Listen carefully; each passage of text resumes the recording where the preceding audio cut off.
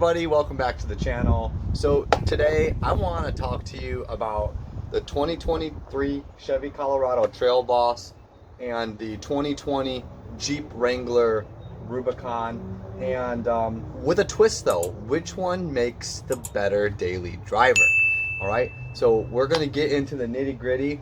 I do daily drive these, my wife is going to, and a lot of people were like, well, why the Jeep, why the truck? Why not like a nice car? So let's get into it and what makes these either a good daily driver or not so, and which one do I prefer? So which one do you all think is the better daily driver? Put it in the comments, but you're gonna find out in just a minute.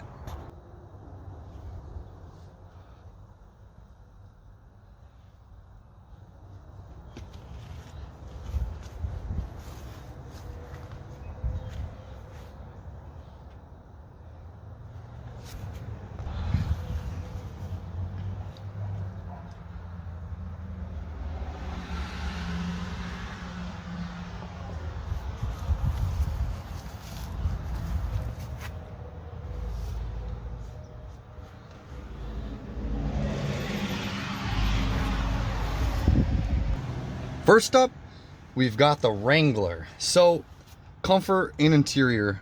The Wrangler Rubicon is definitely about the adventure, getting out. You've got a whole bunch of cool gadgets in here.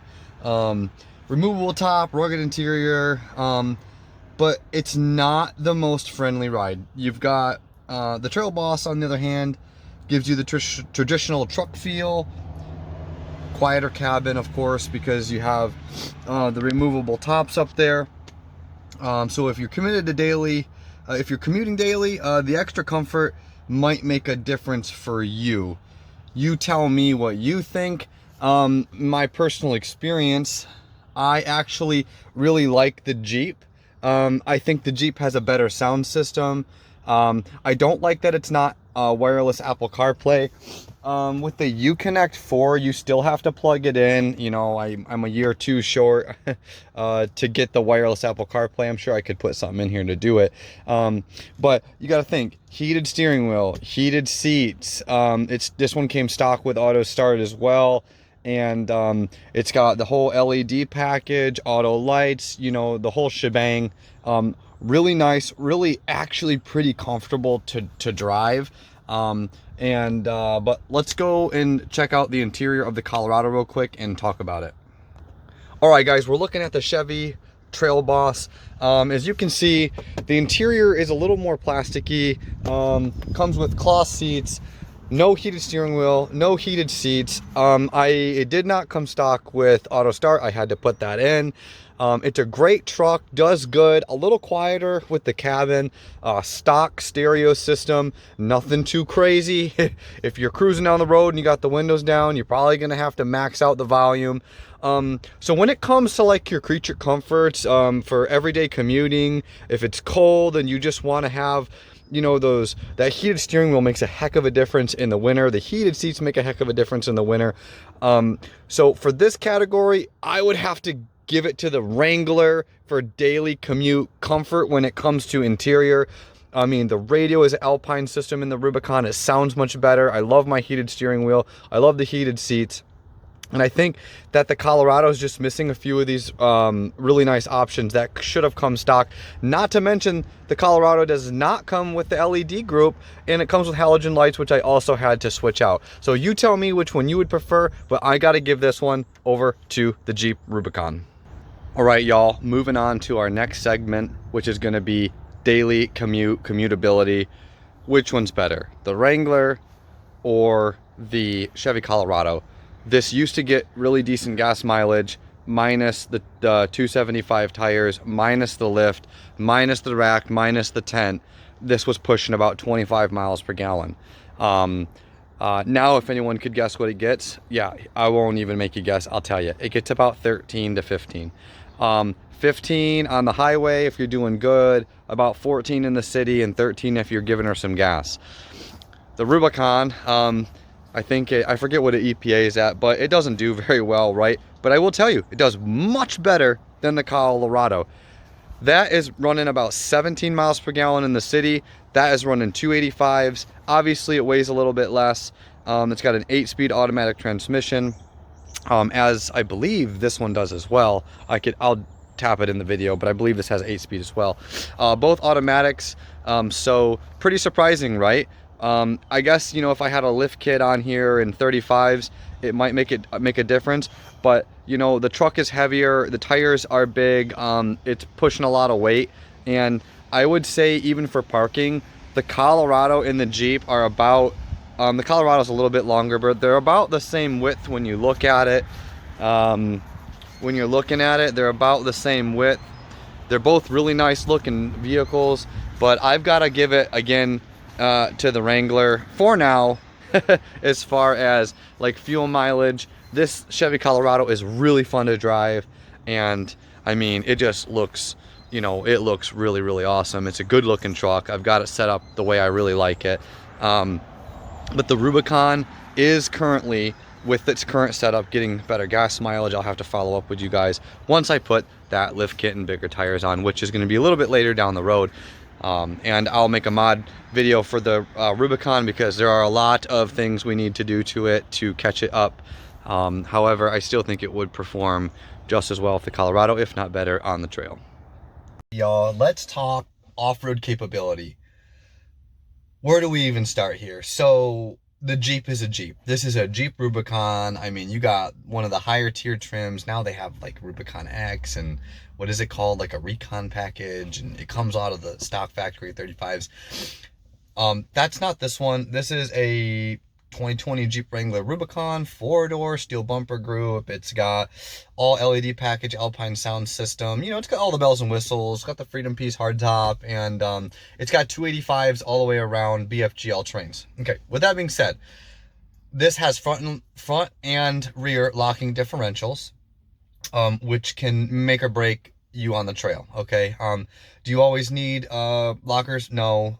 The Chevy does very good without lockers. I think the Chevy has a G80 in the rear, which is kind of like a true track locker.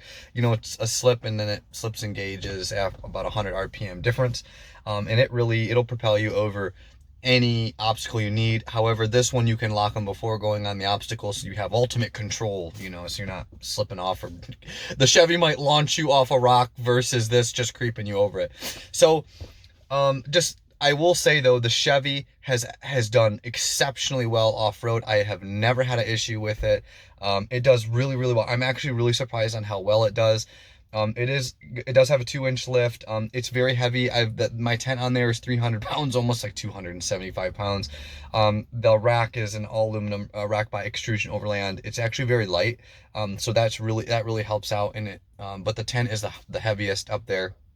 But overall, it does really well. But I would have to say, when it does come down to it, this is going to be the ultimate difference right here. You have locking differentials, and this has a sway bar and solid axles.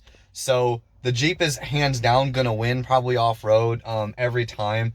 The truck does good, but it's an independent front suspension. So when you're on the rocks and whatnot, you don't have any sway bars to disconnect. You're a little tippy. And I think the Rubicon is just, you know, the better vehicle off-road. When it comes to daily commuting, the Rubicon still does really, really good. The Chevy just doesn't get the gas mileage. The Rubicon turns really tight. The Chevy does not. You'd be lucky to make a tight turn with that. It just doesn't turn a hole very, very tight. And I will say the biggest difference between these two vehicles, obviously pickup truck Rubicon, but is the steering boxes. Electronic assisted steering is in the truck, and this is hydraulic steering. Correct me if I'm wrong, but I'm almost positive this is hydraulic steering. So even my wife noticed the Chevy is really, really easy to steer.